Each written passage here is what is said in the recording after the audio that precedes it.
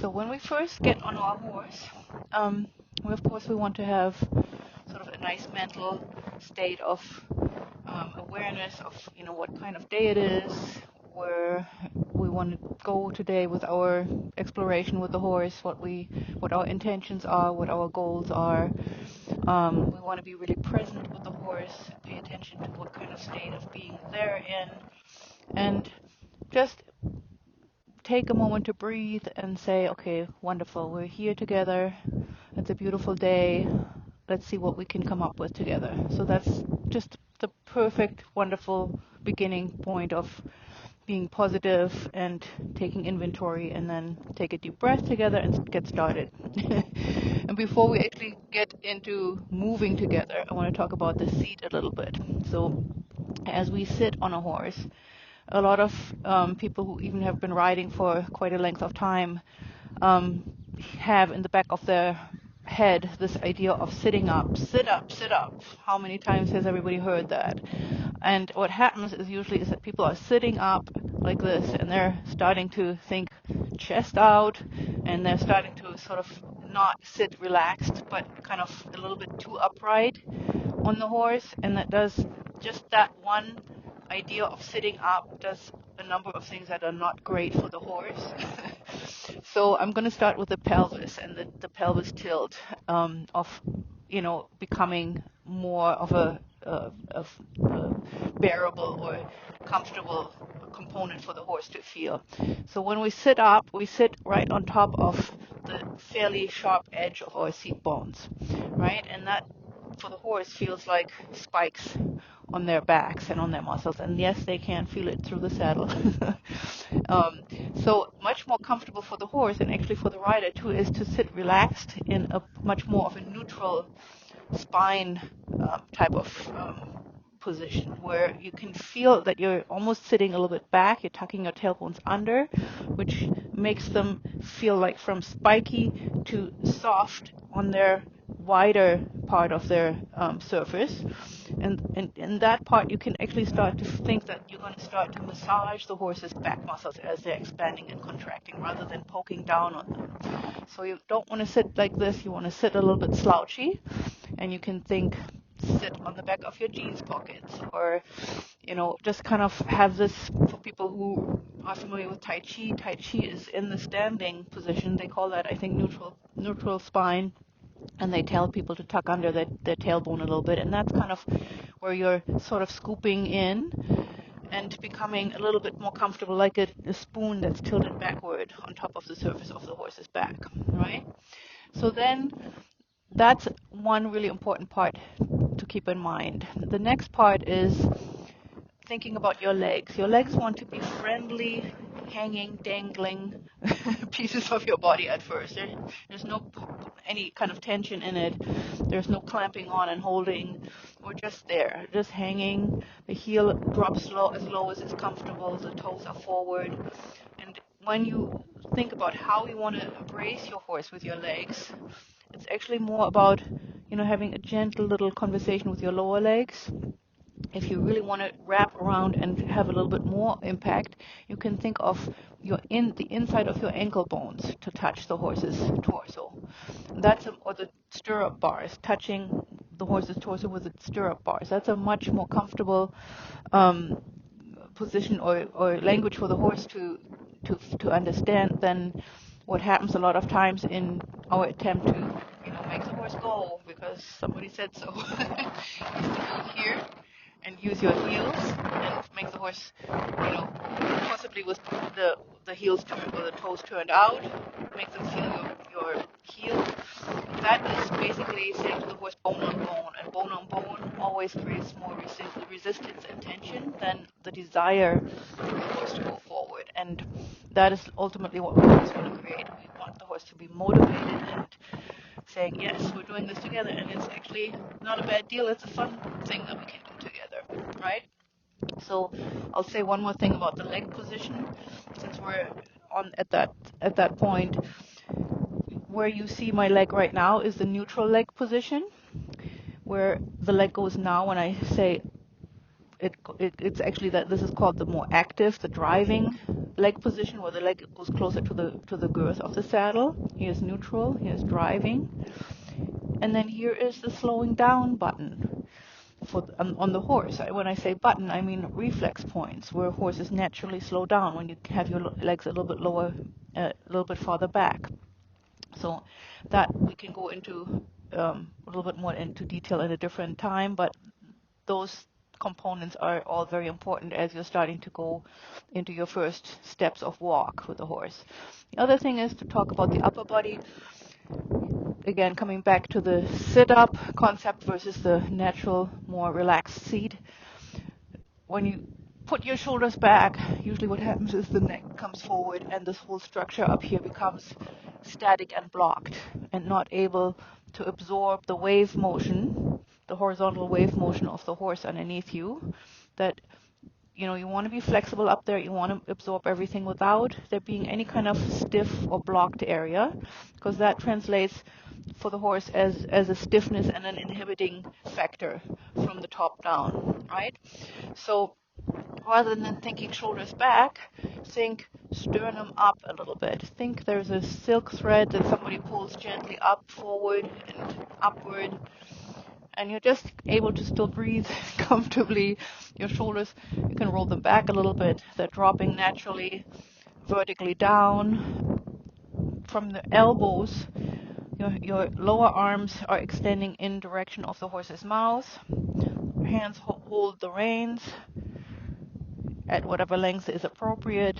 And now we're getting to the point where the one-sidedness of the horse and the human needs to be adapted. So what I just talked about on about the footfall of the horse, I said right hind leg, right front leg goes first, right? That means as the rider's half wants to adapt to that motion, we need to take our shoulder, which is attached to our elbow, which momentarily should be felt as if it's velcroed maybe to your shoulder, to your hip, going forward, and then the other pair of legs, the left hind and the left front of the horse, go forward.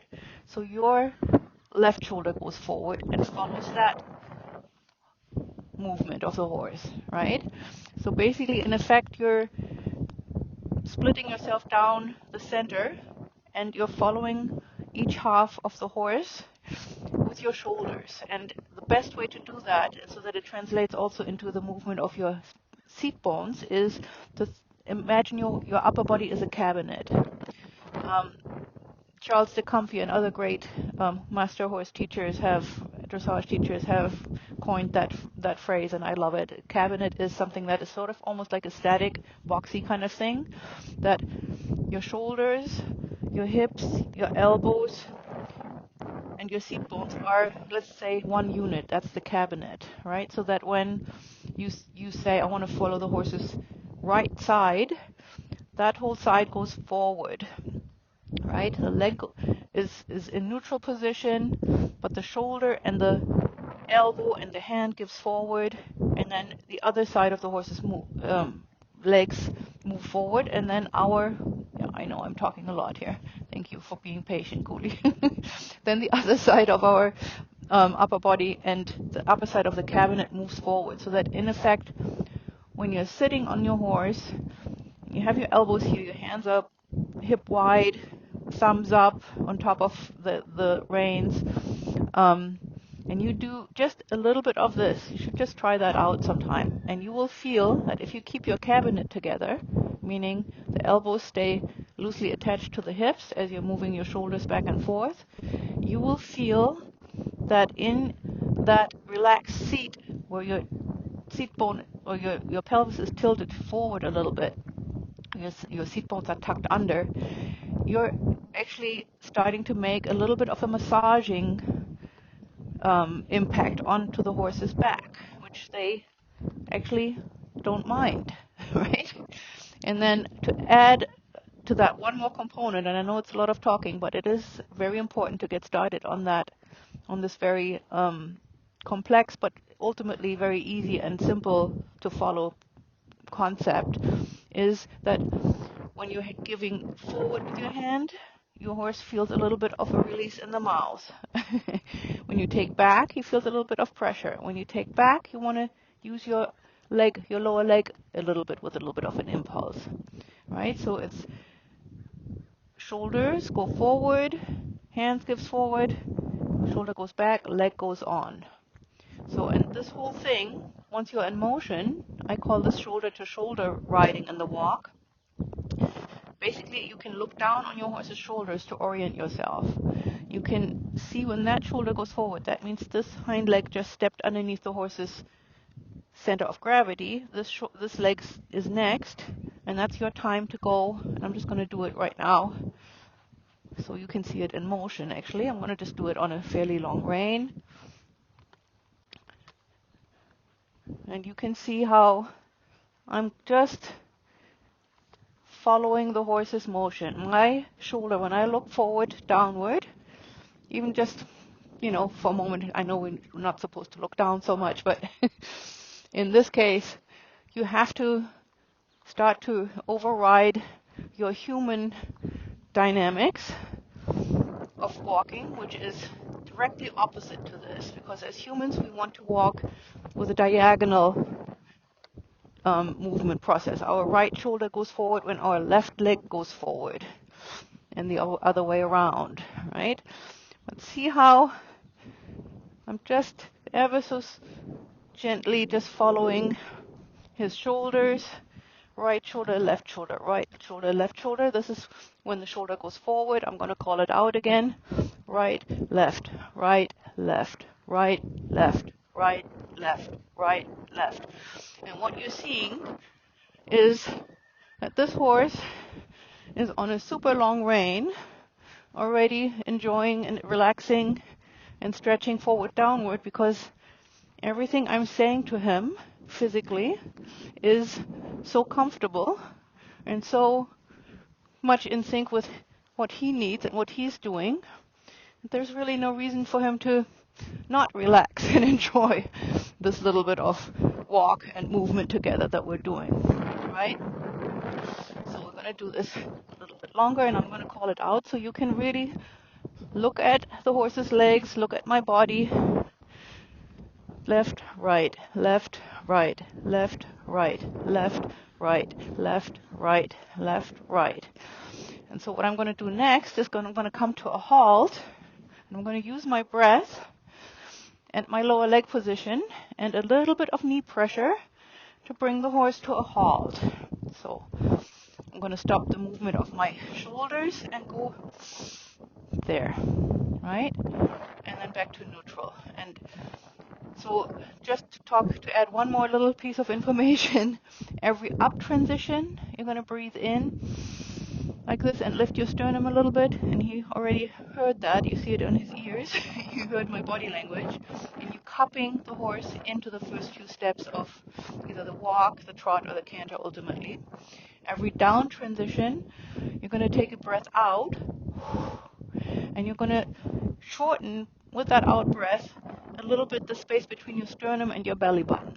And it, in effect, makes it feel to the horse as if you're making yourself heavier for a moment, right? And in connection with the lightness and the heaviness that you can create through your breath, you're going to either cup when I take my breath in for the up transition. I'm going to cup the horse with my lower legs in the driving position, a little bit more forward with the lower leg, sometimes almost invisibly so. And then I go to neutral, left, right, lower leg position. Yes, I know, you heard that. And then when I come back, we're going to breathe out, put a little bit of knee pressure on as we breathe out and make ourselves heavier, and the lower leg goes back. So I'm going to show you that one more time. Breath in. So shoulder to shoulder. There we go. And of course, I'm also using a little bit my weight aids to help him, but we're going to talk about that some other time. Right now, it's just this very wonderful, even, regular rhythm, relaxed walk that you can create on any horse. This is such a wonderful beginning tool that you will love it. Your horse will love it. And here's your Breath out, lower legs back, and relax again a little bit, right? So this is the basics of what I call shoulder to shoulder walk. And the horse is so happy and so just relaxed and rhythmic. And then I'm going to show you one more thing, because everybody will say, oh my God, I've never seen that, when you give and take to the horse's mouth with one hand and one shoulder at a time. The regular, more classical walk, I'm going to show you that too. Breath in and on. So here's what I call, for lack of a better word, the one-sided shoulder to shoulder rein contact, and where the horse follows and I follow the horse, and we're just not pulling the horse's head back and forth terribly much, just a little bit massaging of the horse's corners of his mouth. And here, now I'm starting to give with both hands and take simultaneously. Can you see the difference? So here's one-sided, one left, left, right, giving to the shoulders, right? And that is mobilizing one of the two joints that connect the neck vertebrae to the atlas of the horse's head. And then we're going to go into giving with both hands, taking, giving and taking. There you go. And it's basically, you can think that the horses, or that your hands come back when your belly button comes forward. And then you're in exactly the right movement and moment to moment giving and taking motion, so that the horse's head is perfectly accommodated in what he needs to do in this really very comfortable, non-invasive way of walking, right? So here's one shoulder to shoulder again, and then we're going to come to a halt here. Breathe out, lower legs back, and that's it for now.